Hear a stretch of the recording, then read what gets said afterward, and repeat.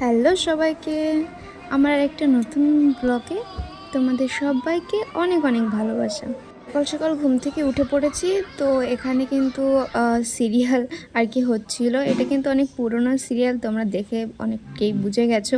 তো বাইরে বেরিয়ে দেখি আজকের আবহাওয়াটা কিন্তু খুবই সুন্দর, আর কোনো মেঘ ছিল না, খুব সুন্দর লাগছিল। প্রচুর পরিমাণে রোদ ছিল, আর আজকে কিন্তু অনেক গরমও পড়েছিল। রান্নাঘরে এসে দেখি মা কিন্তু সকাল সকাল রান্না করার জন্য একেবারে প্রস্তুত হয়ে গেছে।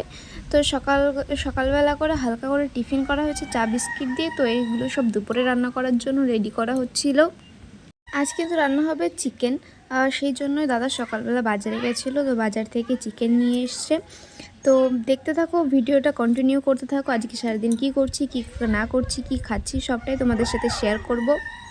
এখানে মা আলু পটল কেটে রেখেছে, আলু পটল ভাজা রান্না হবে। আর এখানে কিন্তু মা আস্তে আস্তে সব কিছুই জোগাড় করছে। আর এদিকে কিন্তু আমাদের বাড়ির পাশে কিন্তু দু সাইডেই মাঠ আছে, আর আমাদের বাড়ির পাশে একদম একটা বাগান আছে, কদম গাছ দিয়ে ভর্তি বাগান, সাইডে কলা বাগান। মানে আমাদের বাড়িটা কিন্তু একদমই মাঠের মাঝখানে। তো এখানে আসলে আমার এত ভালো লাগে, কি বলবো। বাড়ি ওই মানে আমার শ্বশুরবাড়ি তো যেতেই ইচ্ছা করে না। আমার ছোটোবেলা থেকে এখানে মানুষ হয়েছি, এখানে অনেক রকমের স্মৃতি আছে।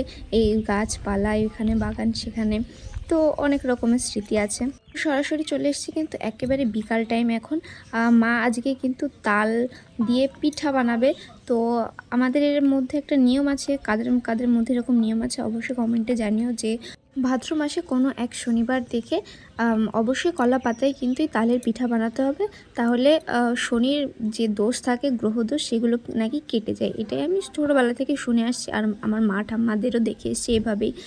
কোনো এক শনিবার দেখে কিন্তু কলা পাতায় পুরো ফ্যামিলি যে কজন সদস্য আছে তাদের নামে কিন্তু আর কি পাতা পোড়ানো হয়। সেই মতোই মা কিন্তু এখানে একটা তাল নিয়ে এসছে। আমাদের বলেছি না, আমাদের মাঠের ভেতরে বাড়ি যেহেতু, তো আমাদের পাশেই কিন্তু তাল গাছ আছে অনেকগুলোই। তো সেখান থেকে তাল পেয়েছিল। তো সেই তাল দিয়েই কিন্তু আজকে আমার মা এখানে দুটো তাল পেয়েছিল, সেই দুটো তালেরই আঁশ ছাড়িয়ে নিচ্ছে ভালো করে। তো দেখতে থাকো কিভাবে পিঠে বানানো হয় কি না হয়।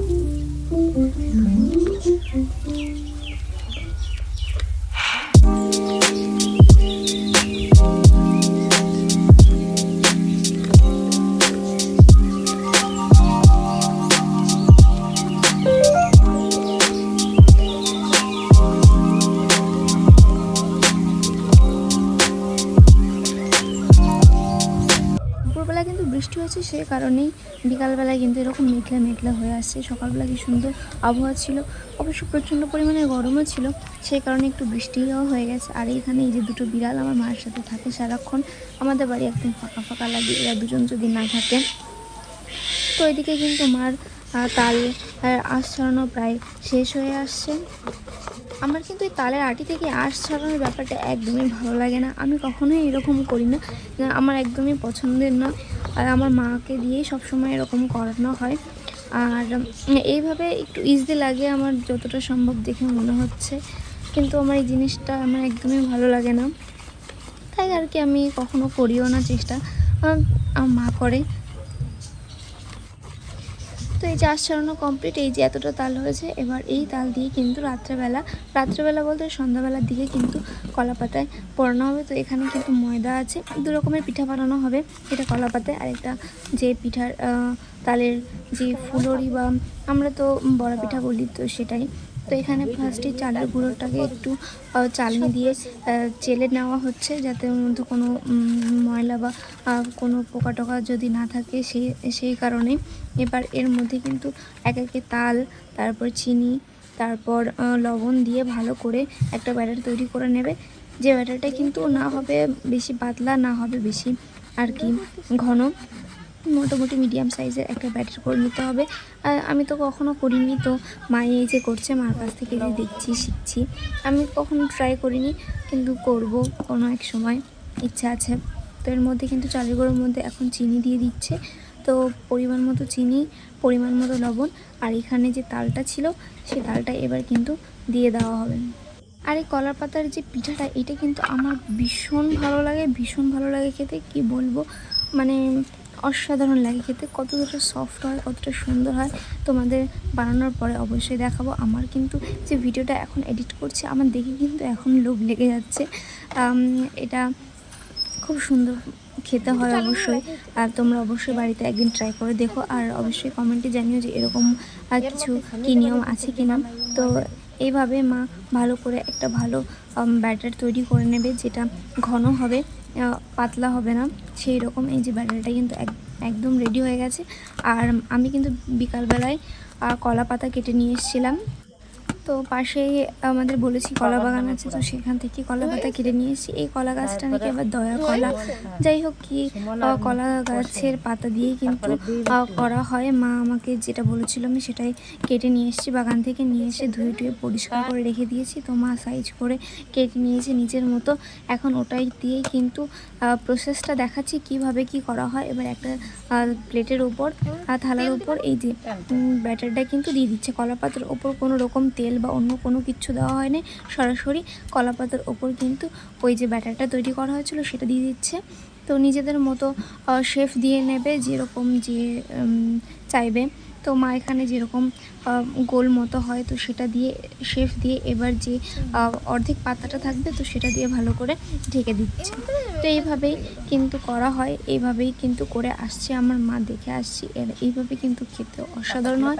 আর এতে কিন্তু বাইরের ভেতরের যে পুরটা সেটা কিন্তু বেরিয়ে যায় না। আর তাছাড়া কিন্তু এটা খুব ভালোভাবে সহজে ইজিলি ছেড়ে আসে। তো একই প্রসেসে কিন্তু মা আরও একটা করে নিচ্ছে। তো সেমভাবে ওইভাবে কলা পাতার ওপর কিন্তু এই ব্যাটারটা দিয়ে দিচ্ছে। তো নিজেদের পছন্দের মতো শেফ দিয়ে নেবে। তো মা ওইভাবেই আর কি করে থাকে। তো এইভাবেই বিভিন্ন প্রকারেরও করা যায়। এতে কিন্তু কোনো সুতো বা কোনো কিছু বেঁধে কোনো কিছুই করা হবে না। জাস্ট কড়াইয়ের ওপরে কিন্তু কড়াইটাকে সুন্দর করে গরম করে তারপর কিন্তু সিম্পলিভাবে দেওয়া হবে। এই যে অনেকটাই কিন্তু করা হয়ে যাচ্ছে, একটা দুটো করে কিন্তু অনেকগুলোই করে নেবে, যতগুলো আর কি হয়। আর ফ্যামিলিতে যে কজন সদস্য তাদের নামেই কিন্তু পড়ানো হয়।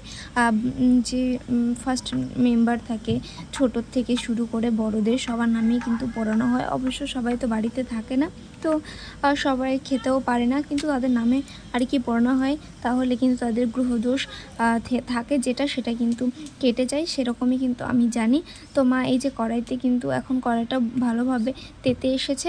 তো কড়াইয়ের ওপরে কিন্তু এভাবে একটা দুটো তিনটে চারটে করে কিন্তু দেবে, দিয়ে কোনো রকম ঢাকা ফাঁকা কোনো কিচ্ছু দেবে না। এবার কিন্তু জাল দেবে। তো ভেতরের যে ব্যাটারটা সেটা কিন্তু হয়ে আসবে এবার আস্তে আস্তে। এই যে অনেকগুলো কিন্তু মা একেবারে করে নিয়েছে একের সাথে, খুব সুন্দরভাবে হয়ে এসছে। আর পরের যে পিঠাটা আমি বলেছিলাম তালের কুড়ুনি, বা আমার বলে তালের বড়া বলা হয় আমাদের এখানে, তো আমি তালের বড়াই বলে থাকি। তো সেটাও মা করে নিচ্ছে।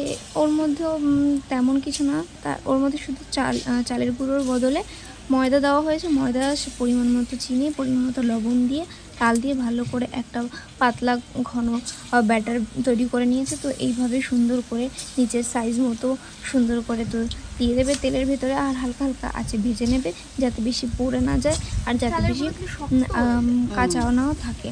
তো আজকের ব্লগটা এই পর্যন্ত। কেমন হচ্ছে